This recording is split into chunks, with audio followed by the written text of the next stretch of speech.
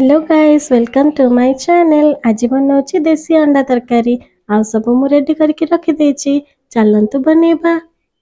एबे मु कढ़ईटा बसई देछि, गैस टा गरम हो सारलानी। चलंतु पकेबा मस्टर्ड ऑयल। तेलटा गरम होला परे अंडा जेहेतु सिझी देछु ताको टिके भाजी दबा। ता पूर्वरु हमें हल्दी टिके पकेबा प्लस लूण टिके पकेबा। तापरे अंडा जाको गोटे गोटे करके भाजी दबा।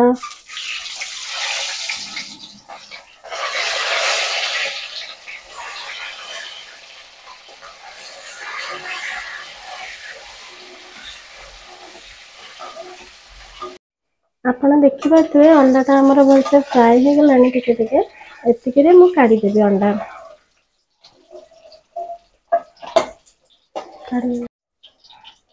कड़े।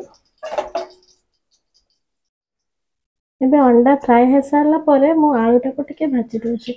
आपण चाहिए आलू एमती सिझारे भी कषि दे पारिबे, मु टिके फ्राए करिया प्रेफर करछि। एरा आलूटा भी मोर भाजी हो सारलानी, मु आलूटा को काढ़ी देबी।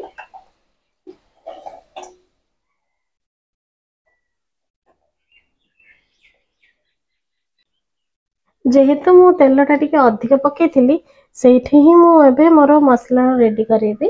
चीनी टिके पके दोछि तेल रे। चीनीटा भलसे कलर ब्राउन हो गले सेठी प्याज पके दबा।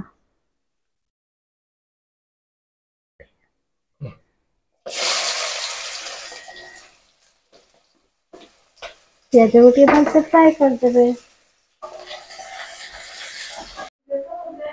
मैम ये पियाजटा टिके ब्राउन होथिला सेती भितर मु लंका दीटा पके देबे, टिके फ्राए कर देबी। आ भलसे फ्राए होला भितर मु एबे अदा रसुन पेस्ट पके देबे।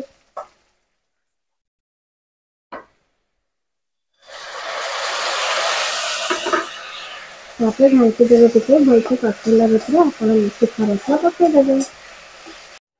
मसला मोर अधा कसी लानी सेठी मु हमर सुखा मसला पकोछि, हल्दी गुंड पकोछि, तीखा लाल टे पकेछि।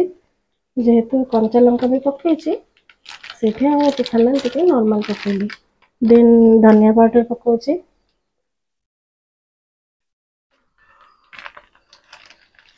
हाँ मीट मसला पकोछि। आपण को पसंद वाला मसला पकेबे आपण। तापर भलसे कसी देबे। एगुड़ा भलसे कसेला परे आपण टमाटो काटी पकेइथिबे, नहले टमाटो प्यूरी करि परिबे। मु जेहेतु काटिछि मु काटिबा टमाटो पकेबे। एटा भलसे कसी के ब्राउन हो जाओ तापर हम टमाटो पकेबा।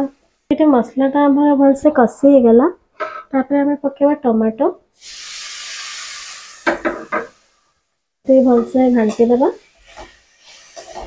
देन टमाटो कसेवा पई भलसे सिझिबो जंदे हम सेठे सॉल्ट पके देबा।